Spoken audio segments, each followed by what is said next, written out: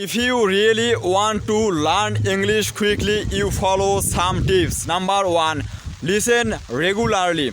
It can be YouTube video, it can be Facebook video, it doesn't matter. You try to listen English speaking video every single day. Number 2, follow some native teacher on YouTube.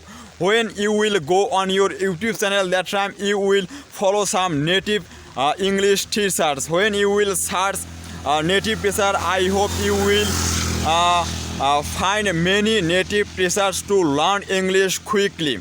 Number 3, use subtitle. When you will see any English video, that time you follow English with subtitle. It will help you to remember your English quickly. And you follow this way. Like this way, I can improve my speaking skill and you can improve your speaking skill quickly. There is no shortcut way to learn English. For that, you have to follow this way to learn English, to speak with your friends. No more today. Best luck for everyone.